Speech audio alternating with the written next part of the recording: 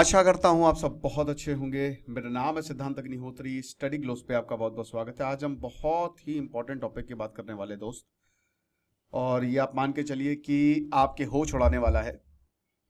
अच्छा आर्टिकल है times of India का। तो आखिरकार क्या होता है एम्ब्रियो फ्रीजिंग, बात करें चलो। लेकिन उससे पहले दोस्त, कोर्स हमने बहुत अच्छा निकाला है। पर्सनैलिटी डेवलपमेंट और चाणक्य नीति का ये कॉम्बो है, आप इसको अवेल कर सकते हैं। समर कूपन कोड यूज करिए, आपको इस मात्र 500 रुपये का मिलेगा, और ये आज आखिरी दिन है सेल का। तो एक्चुअली है क्या ना कि फर्टिलिटी इशू भारत में बहुत तेजी से बढ़ता जा रहा है। शादी डिलेड होती जा रही है, स्ट्रेस, एनवायरमेंटल फैक्टर की वजह से ना एम्ब्रियो फ्रीजिंग एक वैल्यूएबल टूल बन गया। अब आप बोल गए सर समझ नहीं आया। अरे मैं टेंशन यार, पून है ना, एक एग्जांपल से समझे। 32 साल की पूनम, नाम चेंज है, इनको ब्रेस्ट कैंसर 2017 में हुआ था। अब उस समय ये बेबी प्लान कर रही थी, बट कीमोथेरेपी काफ़ी एग्रेसिव होती है, और कीमोथेरेपी से आपके एग्स जो हैं, औरतें जो हैं आपको पता ना ओव्यूलेट करती हैं, वो एग्स रिलीज करती है, वो स्पर्म से फर्टिलाइज होता है। ये तो बच्चे को पता है, आजकल जिस तरीके से सोशल मीडिया घुस रहा है, तो एग्स डैमेज हो सकते हैं। तो इसका मतलब ये है कि वो प्रेग्नेंट नहीं हो सकती, प्रॉब्लम है। तो डॉक्टर ने बोला कि एक काम करिए, आप अपने एम्ब्रियो को फ्रीज करवा लीजिए, सबसे बेस्ट। तो ICSI, intracytoplasmic sperm injection procedure, आप मतलब इसमें सिंगल स्पर्म जो है वो डायरेक्टली एग में घुसाया जाता है। 2017 में करवाया, एम्ब्रियो को फ्रोज कर लिया, जो बीज है ना उसको फ्रीज कर लिया, उसको निकाल लिया, फ्रिज में रख दिया। आप ऐसा समझ सकते हो, बहुत से लिख मत देना जाके, ये खाली दिखा रहा हूं मैं, समझा रहा हूं बस, ठीक है। इसको फ्रीज कर लिया। उसके बाद कीमोथेरेपी के बाद ये ठीक हो गई। ऑन्कोलॉजिस्ट ने बोला कि अब आप प्रेग्नेंट हो सकती है। तो फ्रोजन एम्ब्रियो जो है ट्रांसफर किया गया गर्भ में, और उसके बाद ये प्रेग्नेंट हो गई। तो इसीलिए जो है ना, ये जो मैंने आपको बताया, फर्टिलिटी जो है, इनफर्टिलिटी भारत में तेजी से बढ़ती जा रही है। तो अब एम्ब्रियो फ्रीजिंग जो है ना, बहुत ये साइलेंट रेवोल्यूशन है। आपको पता है, कपल्स जो हैं वो दे पॉज देयर बायोलॉजिकल क्लॉक, और उसके बाद फैमिली को आसानी से ये प्लान करते हैं, समझ रहे हैं आप। और ये बढ़ेगी ये बढ़ता जाएगा कि आप अपने एम्ब्रियो को फ्रीज करवा लो। Indian society of assisted reproduction ये बताती है 2024 में, अभी तक आप विश्वास नहीं करेंगे जो मैं बोलने वाला हूं, 27.5 मिलियन कपल्स आर इनफर्टाइल। ये रिकॉर्डेड आंकड़ा है, पता नहीं ये ज्यादा ही होगा। लगभग 2,75,00,000 कपल्स जो हैं दे आर इनफर्टाइल, वो नहीं कंसीव कर सकते, बच्चा पैदा नहीं हो सकता। तो उसके बाद फिर जो है वो उन पे काम किया जाता है, ठीक है। 35 इट इज कट ऑफ, 35 के बाद स्मूथ प्रेगनेंसी जो है वो मुश्किल होती है। लेकिन डॉक्टर बताते हैं कि एज जो है वो आगे बढ़ते जा रही है। तो सबसे बेस्ट ये क्या है, अपने एम्ब्रियोज को फ्रीज करवा लीजिए। तो उसके बाद फ्रीज करवा लेंगे, आपके हेल्दी एम्ब्रियो जो है फ्रीज रहेंगे, तो कोई टेंशन ही नहीं, ठीक है, बेस्ट होगा। लेकिन क्या है ये, स्पेशलिस्ट बताते हैं कि जो एम्ब्रियो फ्रीजिंग है ये एक प्रोसेस है, इसमें फर्टिलाइज्ड एग और स्पर्म चाहिए। अब ये तो खैर आपको पता ही है।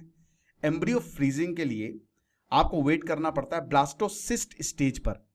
फर्टिलाइजेशन के 5 से 6 दिन बाद ये स्टेज आती है ना, और सिलेक्टेड एम्ब्रियोज को ही फ्रोज किया जाता है, ओके। तो एग फ्रीजिंग से अलग है, जिसमें स्पर्म और एग दोनों हैं, है ना। इसमें फर्टिलाइज्ड एम्ब्रियो, मतलब एम्ब्रियो को ही फर्टिलाइज करते हैं, आप समझ रहे हो। स्पर्म और एग अलग हो गया, लेकिन यहां पे दोनों को मिला के फर्टिलाइज किया जाता है, अनफर्टिलाइज्ड एग। तो इसमें अगर आप स्पर्म और एग को फ्रीज करते हो, ये तो अनमैरिड कर सकते हैं, तो इसमें तो कोई दोनों मिले नहीं है, दोनों मिलेंगे तभी तो प्रेगनेंसी होगी, लेकिन यहां पे मिल गए हैं। तो एग्स और स्पर्म जो है वो डोनर से रिसीव किया जाता है, उसके बाद उनको लैब में फर्टिलाइज किया जाता है। फिर उसके बाद ये जो सिंगल स्पर्म है ये एक मैच्योर एग बनता है, और इसको फिर इंजेक्ट किया जाता है, और इसे ऐसे ही जो है मल्टीपल एग्स को फर्टिलाइज किया जाता है, क्योंकि भाई एक नहीं काम कर रहा तो मल्टीपल ऑप्शंस होने चाहिए ना। और एक बार एम्ब्रियो जो है वो ब्लास्टोसिस्ट स्टेज पे पहुंचा तो हो गया काम। यही तो मेन होता है ना, ब्लास्ट करके वो जो एग है वो इंडोमेट्रियम में प्लांट हो जाता है, मतलब फर्टिलाइजेशन वहां पे होता है, ठीक है। तो IVF है ये एक तरीके का, और उसके बाद फिर बधाई हो, बच्चा हुआ है या बच्ची हुई है। तो कपल्स जो हैं वो फर्स्ट IVF साइकिल्स जो कंसीव होते हैं सक्सेसफुली, और उनको एक और बच्चा चाहिए, वो भी कर सकते हैं। यानी कि 2-3 बच्चे आसानी से हो सकते हैं। ये हिसाब किताब है। कुछ औरतों को सीवियर एंडोमेट्रियोसिस होता है, मिसकैरेजेस होता है, यूटेरस प्रॉब्लम्स होती हैं जिसकी वजह से वो नहीं मां बन सकती, है ना। होता है, ये प्रॉब्लम है, लेकिन ये प्रॉब्लम इनसे सॉल्व हो सकती है क्योंकि आप पहले ही अपना जो एम्ब्रियो है वो फ्रीज करवा दो। अब डॉक्टर मुक्तेश बताते हैं कि हमको इंटरनेशनल पेशेंट्स यानी कि भारत के बाहर से भी बहुत सारे लोग आते हैं। अब आपको पता है भारत में काफ़ी ज़्यादा जो है इलाज सस्ता है। तो बताते हैं कि एक कपल को अनएक्सप्लेन्ड फर्टिलिटी थी, 30 साल के ही थे वो। अब बहुत परेशान थे कि क्या करें। वुमेन की जो IVF साइकिल, जो फर्टिलिटी टीम है, उसने सक्सेसफुली रिट्रीव किया और 6 एम्ब्रियो को फ्रीज कर दिया। हाईएस्ट क्वालिटी ऑफ एम्ब्रियो उसके बाद चूज किया जाता है। मतलब एक मान के चलिए कि आप नहीं कंसीव कर पा रहे हैं, कोई बात नहीं, नेचुरली नहीं कंसीव कर पा रहे, अंडा निकाला और औरतों के उससे और स्पर्म निकाला, उसके बाद उनको मिक्स किया और उसके बाद मल्टीपल एम्ब्रियोस निकाले। अब बेस्ट चुना जाता है और वो जो है इंजेक्ट किया जाता है और 4 साल बाद बेस्ट है, बढ़िया है, बहुत खुश। अब बोल रहे कि हमको दूसरा बच्चा भी चाहिए।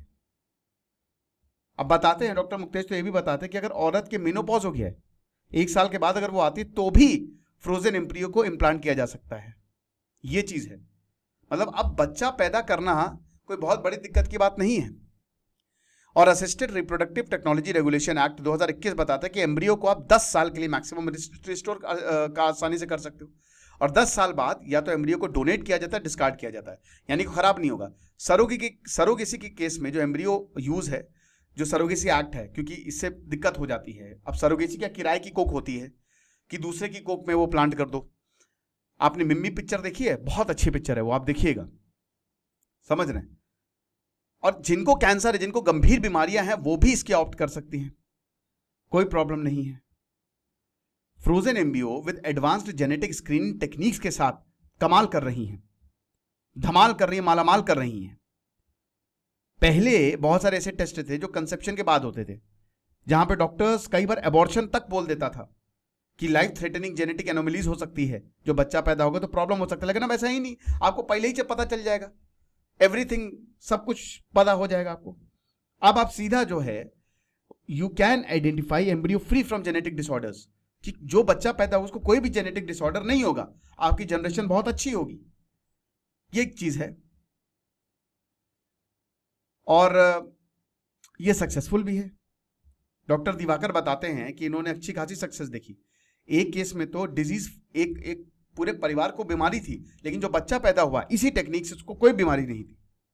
लेकिन याद रखिएगा कि जस्ट आप एम्ब्रियो फ्रीज करवा ले, इसका मतलब ये नहीं कि प्रेगनेंसी हो जाएगी। Quality of embryo itself also depends on the women's age and uterine health, कि उसका यूटेरस कैसा है। और आपको बता दूं कि 1.5 लाख से 2 लाख Tier 1 सिटीज में पैसा जाता है अगर आपको एम्ब्रियो फ्रीज करवाना है। और एनुअल पेमेंट कितना पता है? 15 से 30 हजार रुपए। तो ये वैसे बहुत, बता दूं कि सस्ता नहीं है, महंगा है, बट ये एक बहुत अच्छा ऑप्शन है और ऐसा बहुत लोग कर रहे हैं। खुश रहिए, पढ़ते रहिए। दिस इज सिद्धांत अग्निहोत्री साइनिंग ऑफ।